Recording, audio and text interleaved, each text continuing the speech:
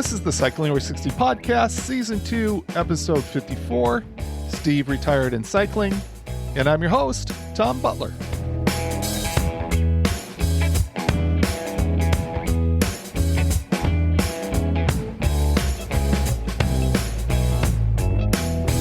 Welcome to the podcast, where I highlight my efforts to get and stay fit, and where I interview people who inform and motivate me. I want to start out talking a bit about the Olympics. I've found the women's cycling events to be really fascinating. I'll be spoiling some stories here, so you might not want to listen until you've had a chance to watch the events if you don't want it spoiled. I'm betting you've already seen the results if you're like me, because I can't help but see Olympic news anytime I'm looking at social media. I need to be upfront about the fact that I am rooting for the USA on everything, so if you're listening outside the US, forgive my very biased cheering. For me, the Olympic cycling story started with the time trial where Chloe Dygert crashed into a barrier and was able to get back on the bike and win bronze. Her coming back and getting that medal, to me, was super exciting. But shout out to gold medalist Grace Brown of Australia and silver medal winner Anna Henderson from Great Britain for going so fast in bad conditions that made the time trial really technical. After the time trial, I was hoping that Dygert could get a gold in the road race, but unfortunately she crashed again. She did get back on the bike, but she had a hip injury and her chin was split open. That just really showed how tough she is. If you don't know her backstory, she came back from a gruesome injury that happened right before the Tokyo Games. With Dygert out, the story became about a thrilling ride by Kristen Faulkner. Faulkner didn't originally qualify for the road race for these Olympics. She was brought in when another USA cyclist decided to focus on the triathlon. Faulkner rode just an absolutely brilliant race to win the gold medal. I would encourage everyone to at least watch the highlights of the race if you can. And if you don't know Faulkner's story, check it out. It reads like a movie script. Then there was the women's team pursuit track event. The team included Faulkner and Dygert, along with Jennifer Valente and Lily Williams. In 3 previous Olympics, the U.S. got 2 silvers and 1 bronze in team pursuit. But this year, they held on to barely beat a charging New Zealand team for gold. It was awesome that Matteo Jorgensen made it in the top 10 on the road race, but Evenepoel was amazing. And it was pretty awesome to see France take silver and bronze. But overall, I was left wondering where the U.S. men are in track cycling. Seems like we should be able to produce some powerful athletes to compete in the men's track events. However, I think we only sent 1 cyclist, Grant Kuntz. Anyone have any thoughts on this? I would love to hear some analysis on why we're not sending more men to participate in track events. Now, the best way to share your thoughts is to join the Cycling Over 60 Strava Club. We have a fantastic group of people in the club. Before moving on from talk about competitions, I want to give a huge shout out to Tom Hackelman, who at age 71 placed first in the 40K road race at the Western Washington Senior Games recently. His time was 1 hour, 10 minutes, and 46 seconds. That means an average speed of 21.1 miles per hour. Awesome job, Tom. I picked up a new bike computer last week. I am still waiting for it to get delivered, and I'm not being that patient with it. It really says something about what a certain company has done to modify my expectations about when things should come. I felt like I needed to have navigation on my computer for the trip that I want to do in September. As all of you probably know, bike computers with navigation can get pricey. Because of that, I wasn't planning on getting one. Instead, I was looking for a way to do navigation on my phone. However, the company that makes my current computer just released a model with navigation. The reason that I originally went with this computer is because it's really inexpensive. The company is called Koospo. At least I think that's how it's pronounced. It's spelled Coospo. It is a Chinese company. And that is a big reason why it's taken a while for the computer to get here. You can grab the computer I currently use for about $60. The new computer with navigation is $90, which in my opinion is really reasonable. The screen is only black and white, but since I'm colorblind, that really isn't a big deal for me. I'm hoping that I'll be as happy with the new computer as I have been with my current model. Last week, I mentioned that I'm feeling optimistic about the wildfires along the route I plan to ride in September for this season's challenge. Well, the last few days have left me pretty concerned. Hot weather and wind caused the fire to dramatically increase the area that needs to be managed, and they needed to close the road again. Looking at the 10-day forecast for the area, temperatures seem to be coming down, and there is some chance of light rain. A problem is that rain can also bring more lightning. Lightning is what set off this current fire called the easy fire. And if it rains too hard, then runoff can create small debris flows. I've come to realize that I need to be looking for an alternative trip to do. I can't imagine that I will find something as appealing as riding across the state, but I will need to keep an open mind about that. But for sure, I will be very disappointed if I need to change my plans.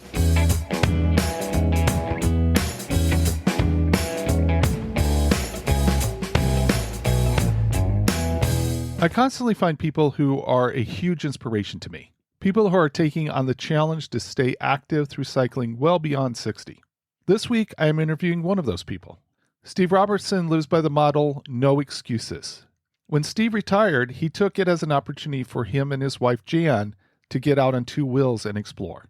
I'm so glad to catch him in between trips so he could share his passion for cycling with us.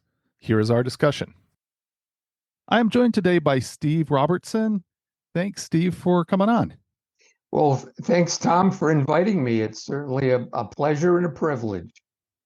You are an avid cyclist, and I wanted to introduce people to you and have you talk a bit about your adventures. And we'll start with a common question here. What are your earliest memories of a bicycle? Oh boy, that was quite some years ago. When I was 10 years old, I had a single speed Montgomery Ward's bicycle that I learned to ride in the school parking lot and went everywhere on that thing. And then one day I went to our library, and I took a book out on bicycling, and I saw these guys on drop bar bicycles with leather helmets on. And I thought, that is something that really is going to get my attention. So immediately I thought, well, how can I get a bike like that? So I had a paper route. I was a paper boy and found out that there was a Schwinn Varsity drop bar 10 speed at my local bike shop for $66. So nobody's going to give me $66. So I have my paper route. I had to save my money and saved it up and bought that bicycle and kept it until I got my driver's license and sold it for $45. So it was a good return on investment for the amount of use I got out of it. I guess that's awesome. Now, what part of the country was this in? Connecticut. Okay. And in a very hilly area. So were you using a bicycle to deliver your papers? Yes, I was. Yes. And I started out, on my single speed, very heavy Montgomery Ward's 26-inch. And there must have been some snow at times. There was. So I have to admit, my mom would take me on the paper route. It was an afternoon paper route, and she would take me during the snowstorms. Okay. Well, that was probably the safest way to go. So. I think so. So you saw that drop bar bike and you got on a Schwinn Varsity. Did your cycling interest remain as you got older? It did. It really did. It wasn't a highlight of my life as it was when I was a youngster. As I got older, I got a driver's license, driving a car and all that, but it was still there. In my early 20s, one of the jobs I had, I thought, it's only 17 miles away. Why don't I ride my bicycle? So I found that very often I would be, mounting my bike and going into work, and people thought I was crazy, right? And so I'd park it outside near the motorcycles and ride home. So that was enjoyable. And then one day, one of my friends says, "Hey, me and so and so, we're going to ride to Boston. It's only 100 miles. You want to come with us?" And I thought about it, and I hadn't ridden that far ever. And I said, "Sure, why not? What possibly could go wrong?" And so we took the ride to Boston, 100 miles. And when I did that, it really opened up a lot of possibilities. In my mind, I thought, if I can do that, I, I can do anything, you know. Now, was your family active? Did you come from a family that valued physical activity? Uh, uh, Completely honest, no. Okay. My father worked a lot of hours, and my mom was a housewife. They were not very physically active whatsoever.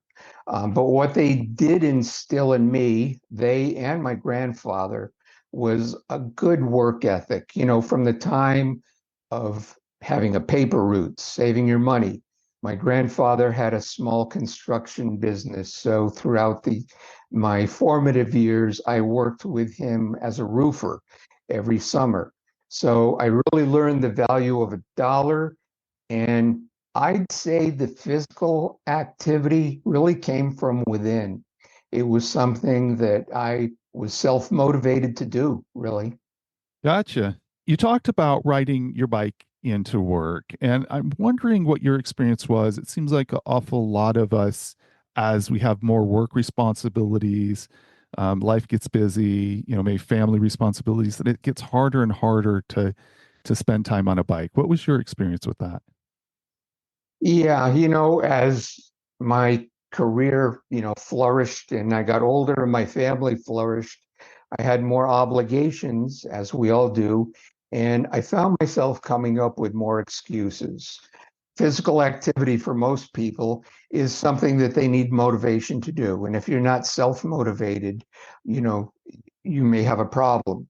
But with family obligations, my work became all consuming. I really let life get in the way, constantly making excuses.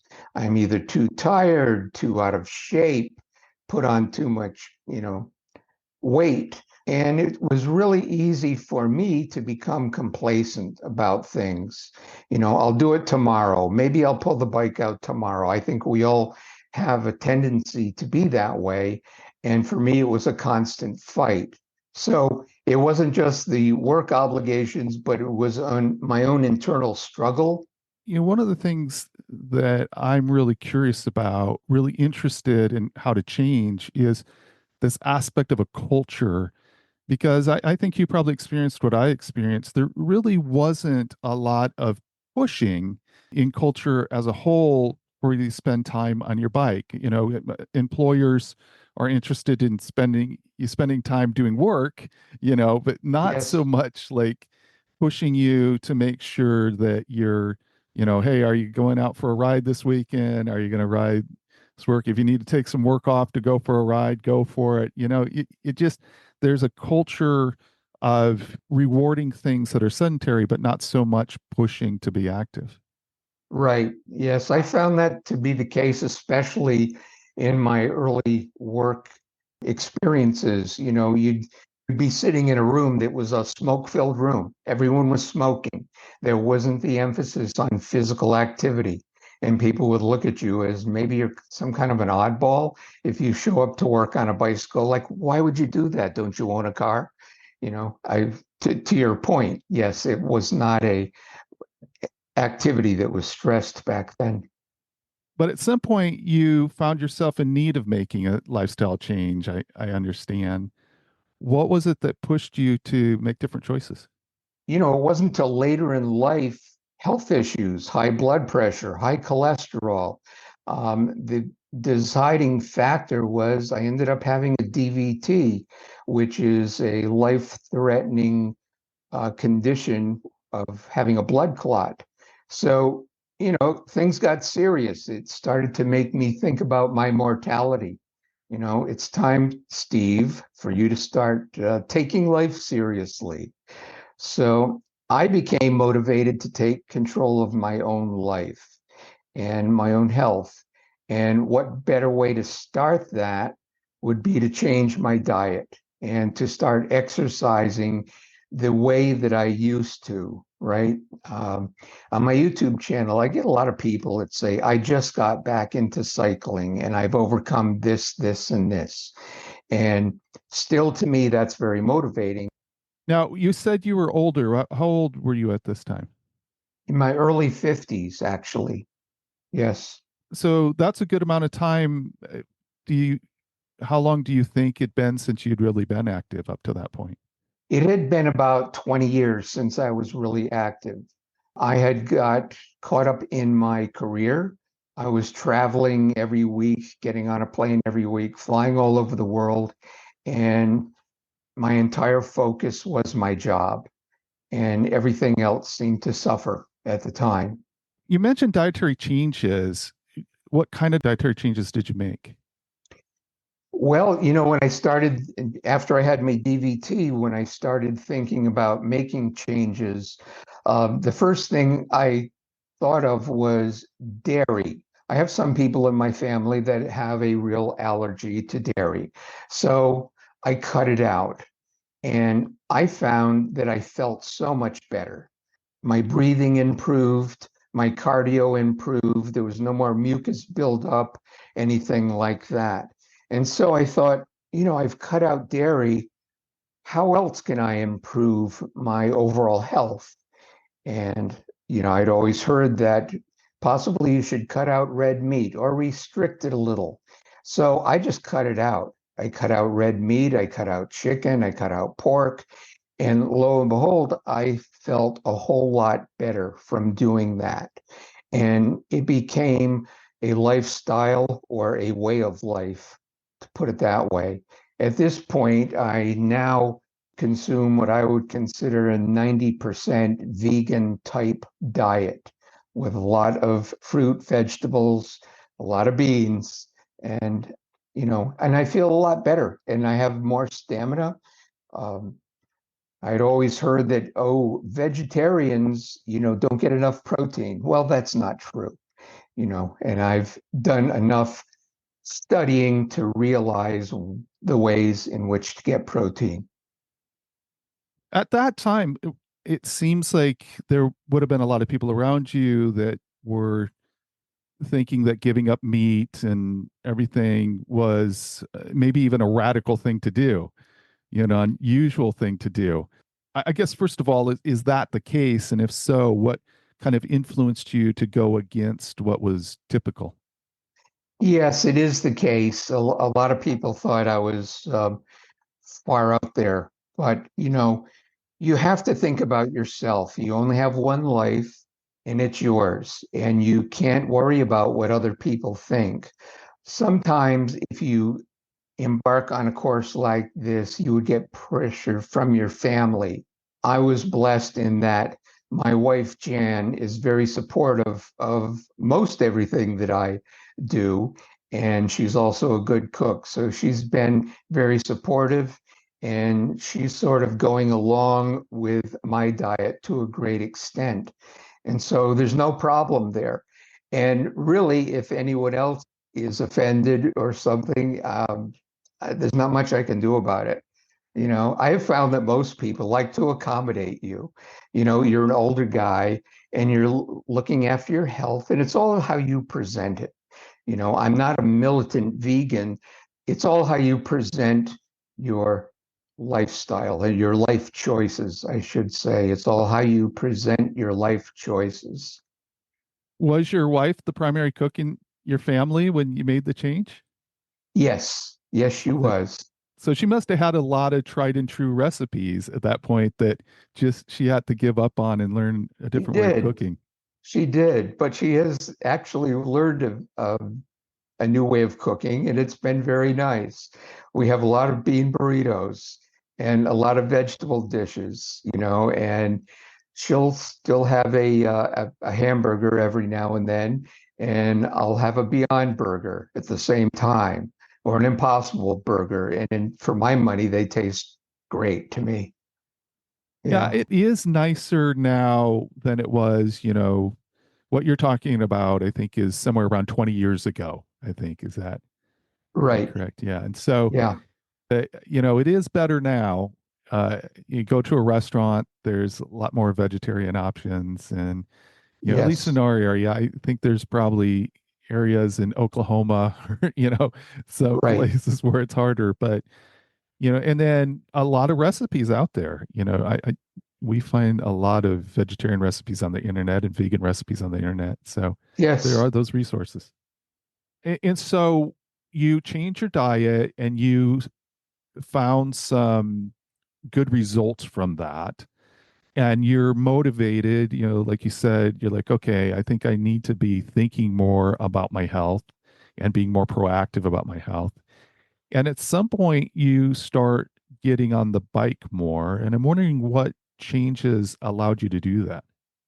Yes. So, that was seemed like a natural progression. First, I had the traumatic health scare, which led me to change my diet. And then I thought, well, diet and exercise, they go hand in hand. So I pulled out the old bike. I have a 1986 Fuji racing bike that I used to ride quite a bit.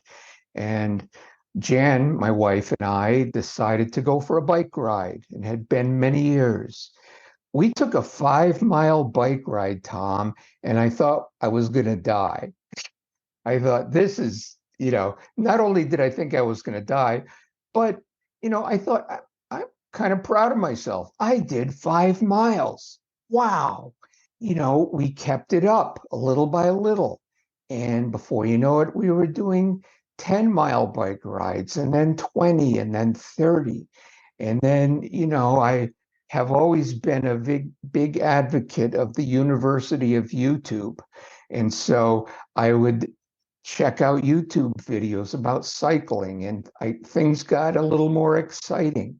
So there was this self-motivation, and Jan and I motivated ourselves and each other. And then we ran into some like-minded friends and, would share bike rides together, and one thing led to the next. It's so common when I talk to people who have been, have done nothing for, and actually, it's really common for people to be sedentary for 20 years.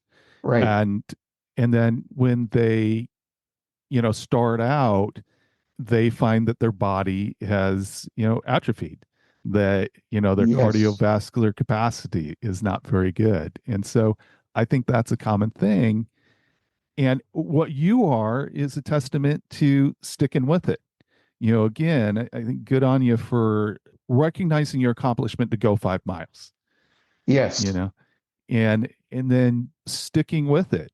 Do you remember being sore or anything Oh, after that? yes. Yes. But there seemed to be muscle memory or something from riding so much when I was younger. Yes, I was sore, the legs were sore, but it all seemed to come back rather quickly. Did it take a bit to convince Jan to do this with you? How did she come to decide that she wanted to get more fit as well? Yes, well, it seemed to be over the years, she would put little seeds, she would throw them out there, like, we're getting older, we're going to retire, and we really need to be healthy when we retire because we have so many things we want to do, don't we? Yeah, she's a good salesman, right? Salesperson. I love it. So I love it. giving me all the sales pitch. It wasn't difficult. She went right along with it. And I think she was rejoicing at the small steps I was making, and she would make them right along there with me. So, yeah, it worked out well. Now, part of the obstacles, was work and, Yes. the fact that society doesn't really push us to get out there and be active, and the infrastructure isn't always the greatest as far as getting out and being active. As far as making the time to exercise, how did you manage that? Well, working full time, we would ride on the weekends. During our vacations, they would be centered around cycling, going on cycling trips and things. But I had the privilege of working out of my house. When I wasn't flying around, I was working out of my house and could take time to ride maybe in the afternoon. And when I was traveling, there was no excuse because I'd always stay in a hotel that would have a gym area, workout area. And if they didn't have a stationary bike, they would have a treadmill. And so I always made it a point to do an hour on the treadmill or on the stationary bike in every hotel that I stayed at. So I was able to build up my fitness that way. And I was also very lucky to have a customer in Decatur, Alabama. And this company, a family owned company in the traffic equipment business, and they would inspire their employees to get fit by every year having what's called the Biggest Loser Triathlon. And it was this Saturday after Father's Day in the summer. And from January 1st till that day of the Biggest Loser Triathlon, you would be encouraged to lose weight, get in shape, and participate in this triathlon. And so as a equipment supplier to them, they would always invite me to participate in that. So I would fly down with my bicycle, and the triathlon was a mini triathlon. I think the swimming was like a mile or less, and the running was 3 miles, and biking was 9.5 miles. So we had teams, and I would participate in the biking portion. And I was like a novelty. Oh, yes, I would every year I would win the oldest participant medal, right? So I was the novelty of the old guy on the bicycle. And one year I beat out the guy who was putting this whole thing together, and he wasn't too happy. I'm glad I wasn't one of his employees, but you asked about exercising, biking during working time, and that certainly was part of it. It was I very love that. enjoyable. What a Yeah, great idea for a company to have. I love that. Is that company still in business? they are. You know if They they are. still do the event? They do it every year. Yes. When you Yeah. were flying around and cycling, did you look around and say, boy, it'd be fun to have a bicycle here. I'd love to explore this place on bicycle? Yes. Yes. But I never did. I did say that, Taiwan is a place that I used to go to often, and I've often thought of trying to cycle there. Beautiful country. And over in the Netherlands, also, I would go over there frequently. In fact, last month, my wife and I did go to the Netherlands, and we took part in what was called a bike boat tour.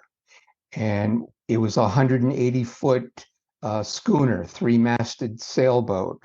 They would island hop northern Netherlands from island to island, and they would supply the bicycle, and we had a professional chef on board, and you'd go out and you'd cycle maybe 25, 30 miles a day and come back and enjoy a beautiful dinner. And fortunately, there was one other couple that spoke English on board.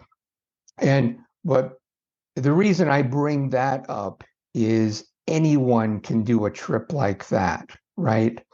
Um, I think the average age was probably about 65 years old, and most of these people weren't cyclists. A lot of them also rented e-bikes instead of a regular city bike, without a motor. And so it just shows that anyone can start out doing something like that. If you think of doing bicycle touring, that's a very easy and enjoyable way to do it if you're older and you may not have the physical fitness, or you do have some physical restrictions, and you still get to see beautiful things. We got to see the world's oldest planetarium, which just blew Wow. my mind. I'm working on a upcoming YouTube video that features the planetarium.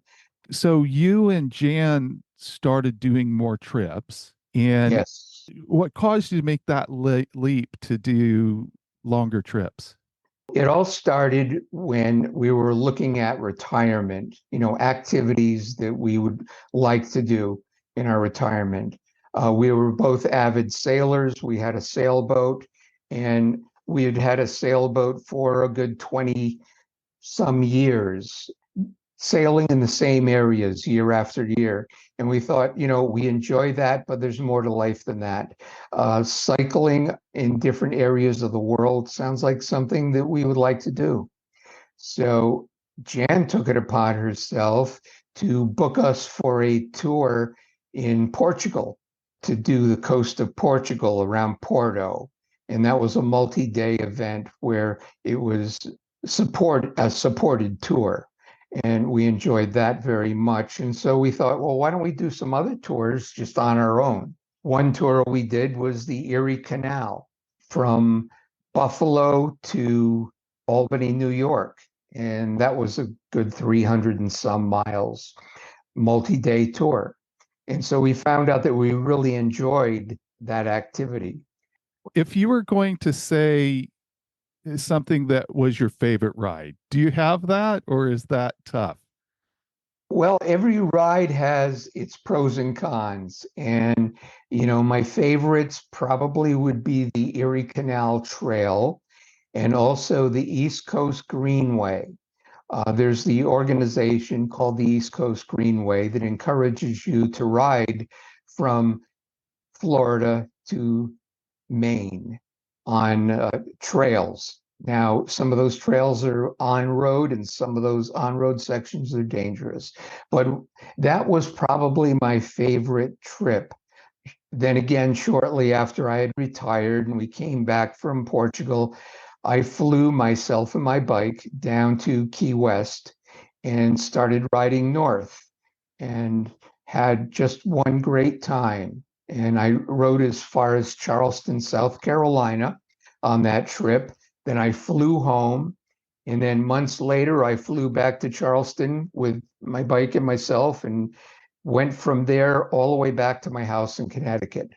And the adventures on that ride would fill hours. So And I'm thinking that you meet a lot of people doing that. You get to have a lot of conversations doing that. you do. You do. I remember I pulled into a campground in South Carolina, and here I am on my bicycle, and the lady just couldn't believe it. You're here on a bicycle? And I said, yep. But no, I met one person in Key West when I had just started my ride that had come all the way from your area, from Washington State, across the country, and he was just finishing up in Key West, and we had quite a conversation. That's awesome. What would you say about the difference? You start at Key West and you start biking. You could have driven that route. What would you say is the contrast between like experiencing that at the pace of bicycling versus being in a car? Well, it puts you in a whole different mindset. You may travel roads that you've traveled before, and I've driven from Key West up to Connecticut very quickly, right? And so you just don't get to see the sights and the smells and the sounds and the relaxation of being on a bicycle. It reminds me of a book that I read called, I think it was called The Mindful Athlete by a gentleman by the name of George Mumford. And he talks about mindfulness, right? And so after reading that book, I had always try to get in touch with the moment, right? And to your point in your question, when you're cycling and you're thinking that you want to keep yourself in the moment, and when you're breathing and when you're looking around and observing everything and you take it all in, it's almost like, refreshment for your soul, being on a bicycle instead of being in a car, right? I love driving my car, but I love being on a bicycle and experiencing nature and the world around me so much more. I love that. I love that concept of refreshment. I love that concept of there's something about our soul that gets fed when we're out there and being physically active and in the open air. That's wonderful. Yes. And So, it also opens up other things that to me are a bit humorous. When I was riding back from Florida and I got into Connecticut and I was on a road that I've ridden many times in a car, I realized how many hills there are in that road, so uh, you get a different perspective, the yes, good and the challenging. right, right. Now you're doing something that I haven't taken on yet. I think I will be doing it in the future and having some conversations about doing that in the future. And that's bike packing. So when Yes. you're out hitting the road, you're carrying the things that you need with you. And I'm wondering when your interest in bike packing started, has that always been the case? Well, it was something I had always thought about when I was working, but I believe it was about a year before I retired that I really seriously thought this is something I'm going to want to do. So at that point, I started preparing, what am I going to need? Where am I going to go? How am I going to get there logistically? And on and on. And you could fill up a whole day's worth of talking about, those particular dynamics of bike packing. Once I properly prepared to go on bike packing adventures, and that's really a big one. I thought about, well, where's my first trip going to be? And this was self-supported trip, right? Going from Key West to Canada. How am I going to handle this? Well, there's many things that one has to think about. How are you going to get your bicycle to the starting point? Are you going to take a train? Are you going to take a plane? And if you're going to, how are you going to pack your bike? And on and on. And there's just 100 different things to think about to be successful. And if you think about really what you're going to be doing in the sense of what is the best equipment that would help me to have a successful trip. you know where am I going to stay? Am I going to tent? Am I going to stay in hotels or Airbnbs? You put all these things together and you think about, how can I do this smart so that I won't fail or I won't be miserable? You hear about the person that buys a tent and goes camping and it rains and they got soaking wet and they'll never do it again, right? You have to prepare, you know, fail to plan and you'll plan to fail. I'm curious if you have a local group or a group of people, maybe it's not even local, that are kind of kind of a bike packing family or cohort or whatever that you interact with. I really don't. I have met people along the way. My interaction has really been pretty much one way by observing others on YouTube that have made bike packing a successful part of their life. People like the Bicycle Touring Pro. He has had a YouTube channel for many years. His name was Darren Alf, and I believe he has over 700 videos out. So looking at how they did it, and emulating people like that. Looking at people like Ryan Van Duzer, who has a channel, and I would say he's the ambassador of attitude for the world. I mean, the guy has got more great attitude than anyone I've ever met. And I did get a chance to meet him a couple Nice. of times. No, there is really not a bike packing group or community where I live. Okay. What would you say is kind of the most challenging aspect of bike packing for you? The most challenging part is the logistics of putting things together. The actual bike packing, the nutrition and all that, I've pretty much got that nailed. Again, that could be a whole subject for another hour, but I would say the most challenging part is to make sure I don't fail on my trip. And what does that mean? let's take an example. When I recently rode from Pittsburgh to Washington, D.C., it was 95% on dirt trails. And it just so happened that it had rained a lot before my trip. And so it was very muddy. I documented this on the YouTube channel. And so I prepared for that. I took a bicycle that had wide tires with low air pressure, and it doesn't have a chain. It has a carbon belt on it, so it could get as muddy as can be, and I wouldn't have a problem, right? So preparation, preparation. So I would say the biggest challenge for me is preparing for the trip, knowing what I'm going to do, where I'm, and how I'm going to do it. I'm not a person that flies by the seat of my pants when it comes to that. You mentioned your bike. I'm wondering what you're riding. The bike I'm riding that I really fell in love with is called a Priority 600X. And Priority is a manufacturer that has offices based in Manhattan, New York. And the bike is a hardtail mountain bike. It has front suspension, but it also has what's called a pinion gearbox. It's a 12-speed gearbox that has a extreme gear range of 600%.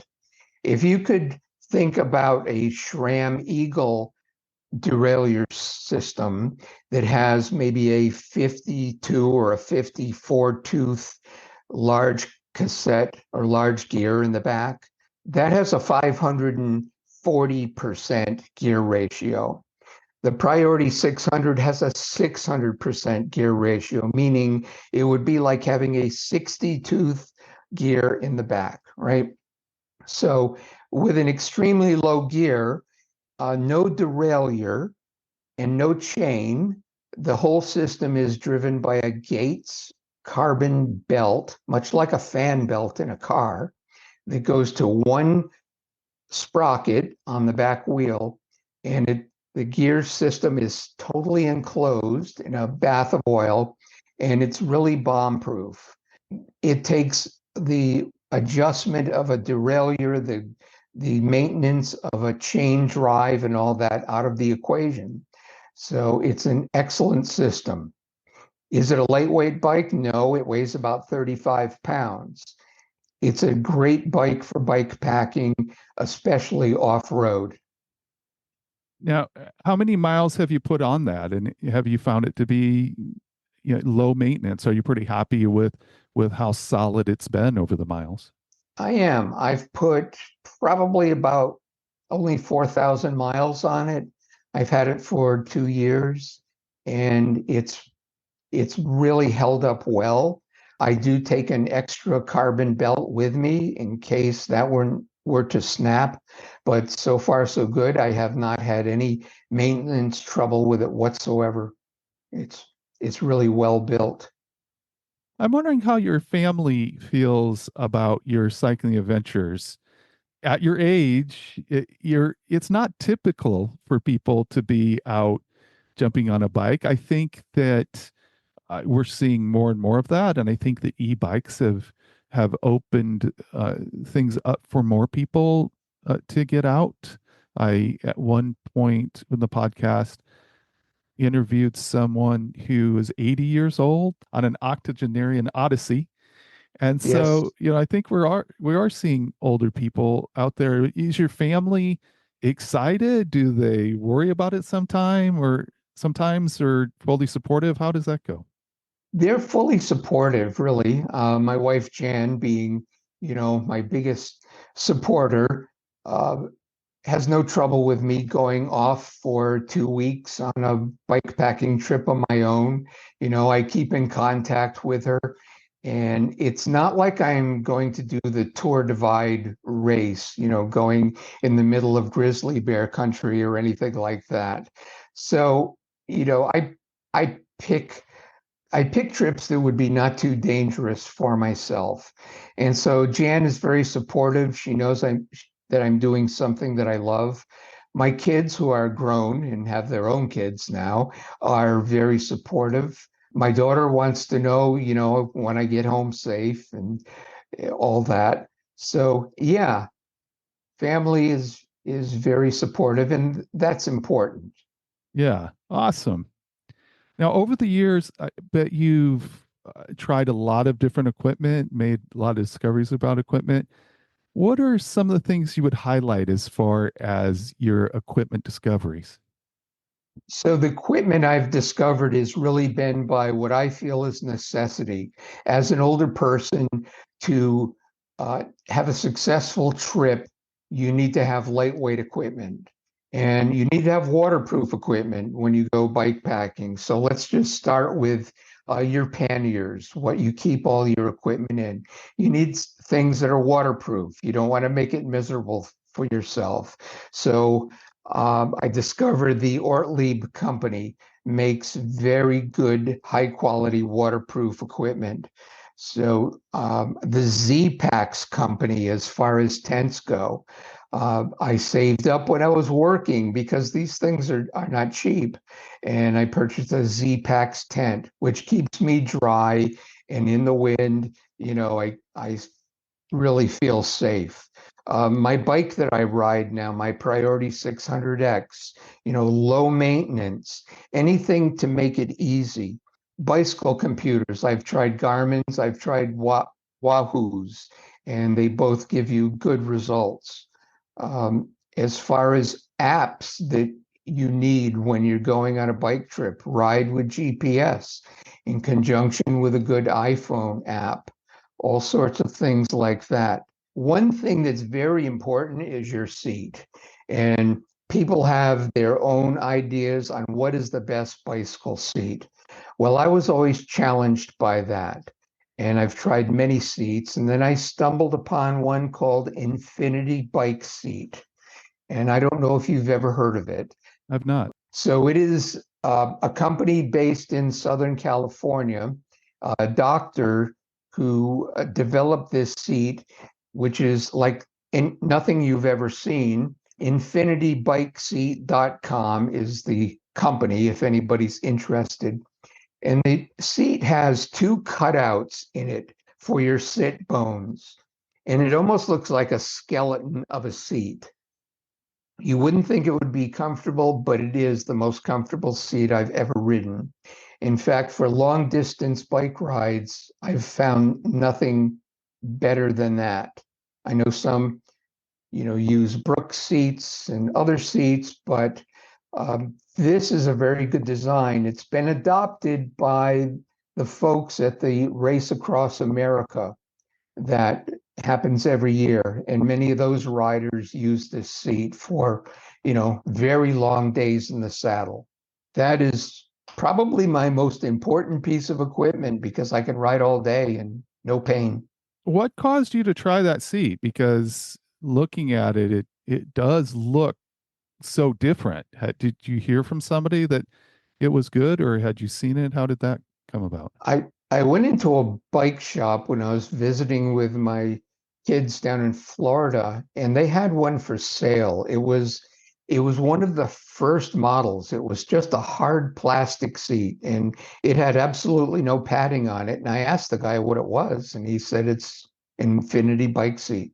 So I looked them up on the internet and looked at some testimonials and said, why not try it? What have I got to lose? Back then, this was probably 12 years ago.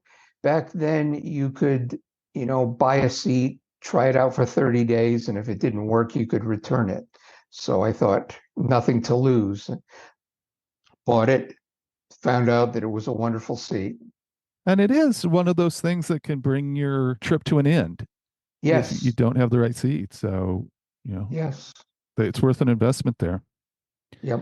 You've mentioned your YouTube channel a couple times. Talk about that. What inspired you to start the channel, and how do people find it and things like that? Yeah, so after retirement, it was a hobby. I always thought, I'm always looking at other YouTubers and appreciating their content. And so I needed another hobby after a very active working life. And so I thought, why not start a YouTube channel? And what better subject to tackle would be cycling. And now I'm an older person. So let's talk about old people cycling. So I formed the channel and called it Steve Retired and Cycling. And it's really dedicated to older folks living an active lifestyle. And if you're not, get out there and start. Try to do it. Don't have any excuses. If you're healthy and you want to be more active, try out cycling if you're not a cyclist. If you are a cyclist, make sure you see your doctor first and make sure you're healthy enough, and then you'll have no excuses. That's what I've done. I've got no excuses. I can get out there and ride. So I've dedicated the channel to really all aspects of riding bikes for older people, be it get out and do a 100-mile ride. I've done a video on that, and I'll be doing another one this year, or looking at an e-bike, evaluating an e-bike in a video because there are people that really need e-bikes. I've really enjoyed the journey of my YouTube channel. Right now, I believe I've got like 6,500 subscribers, so it's growing slowly. I'm not doing it to try to make money because, even people with 150,000 subscribers can't live on that, right? So it is just a hobby. But let me tell you what the most important thing about having a YouTube channel, for me anyway, is, and that are the people that comment, the people that watch. I did a video and I started it out by saying, what would make a 70-year-old guy get up at 4:30 in the morning to ride 100 miles? And I got this comment, if you'll indulge me. Steve, good video. At 70, I was doing 100-mile rides, but I'm happy to say that I've never gotten up at 4:30 in my life. My mileage did decrease over the years, though, until in my early 80s to about 37 miles. That was my maximum, although I do live in a hilly area in southwest France. As I went through my 80s, the hills got progressively harder, and I found myself looking for the flattest routes available, which limited my options. Eventually, I gave in. And for my 90th birthday 2 years ago, I fitted a small, neat friction drive e-assist kit on my road bike. It works very well. So the hills are not a problem anymore, and my rides have opened up again. So that was his comment. And comments like that make all the work of videoing and editing, worth it for me. And I've done some videos where I've gotten hundreds of comments from 80, 90-year-old people from around the world. And it's refreshing to know that there are a lot of people that don't have any excuses. What did this gentleman do? At 90 years old, he's trying to figure out a way to stay on his bike. And he gets this little friction drive thing and puts it on the back wheel. So what does that inspire me to do? Well, I reached out to a company that makes one of those little gizmos. And 2 days ago, I received it in the mail, and I'm going to put it on two different bicycles and try it out and do a review of it for people that need a boost like that. Do I need a boost like that yet? Some days, but no, I don't. I would not go out and purchase something like that yet. But when you think about how many people are out there that want to remain active, so that's what's important. Well, I think that's such an awesome thing to share because, again, what you're doing is you're getting some inspiration from him, so you put your content out there, you're inspiring a lot of people. I know you are. And then you're also getting it back to you in inspiration from people that are listening. And that's, making it more possible for both of you, or more likely for both of you to stay with it, as well as the people that get to see your example. So that's fantastic. Yes. And it's real life too. Even though I have a small channel, the folks that do long distance cycling seem to be a small community, and they all watch each other's videos. On my trip from Pittsburgh to DC, I stopped off at a coffee shop, and this family came into the coffee shop, and they had two bicycles and a little trailer, and they had their 2-year-old daughter in the trailer. And the woman looks at me and she said, "Are you Steve?" And I said, "Yes." She said, "You're the reason we took this trip.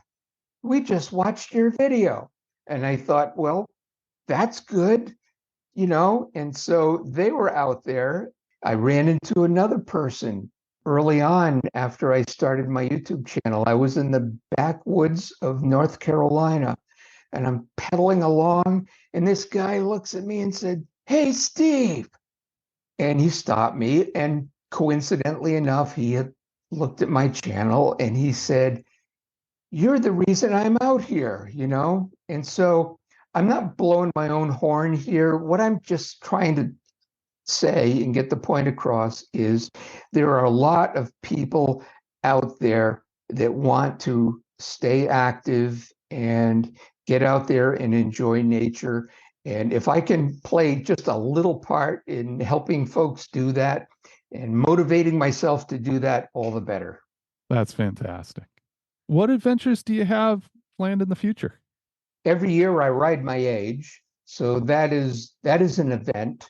So I'll be turning 72 in November, so I will get out and do that. But in about 3 weeks, Jan and I are going to pack our bikes up, hop on a plane, go to Moab, Utah. We're flying into Denver, and Jan's daughter lives a few miles outside of Grand Junction, Colorado.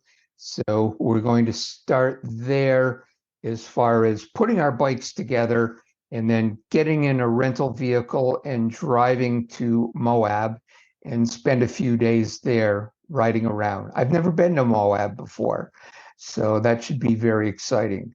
I think that's such different country. I think that's going to be just a fantastic thing to experience. Yes, we did Zion National Park, was it maybe 2 years ago? And that was another world compared to Connecticut. And it Yeah, was extremely enjoyable. So we're looking forward to Moab.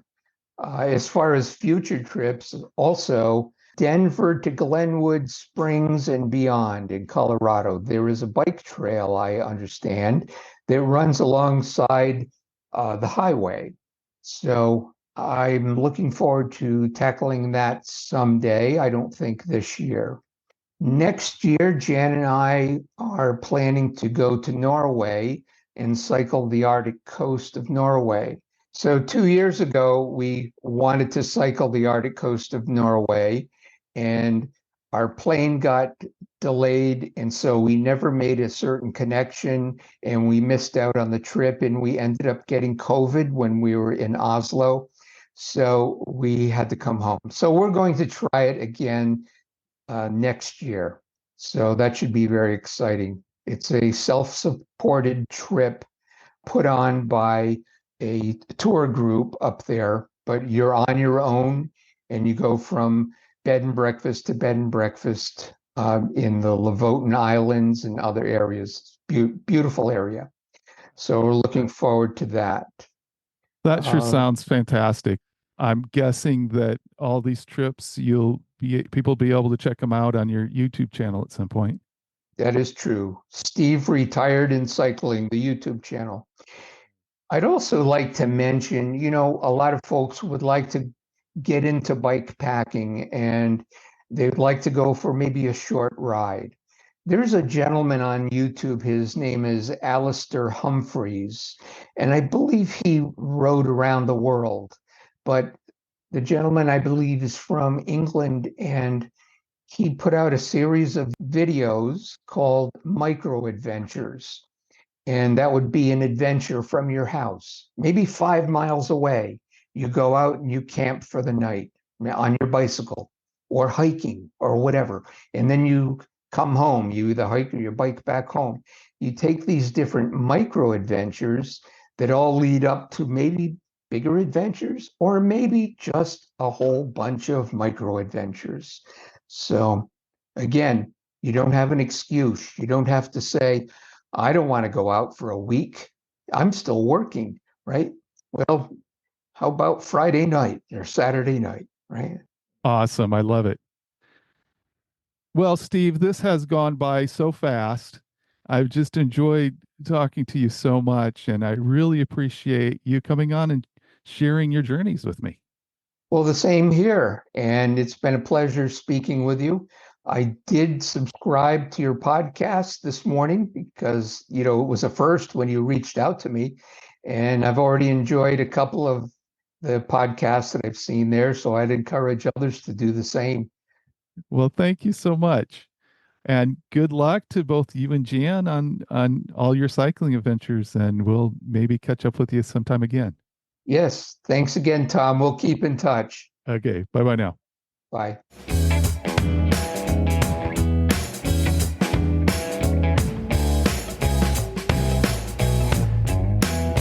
Steve's message of no excuses is an important one for me. Seems like my daily life makes it so easy to have an excuse for not getting out on the bike.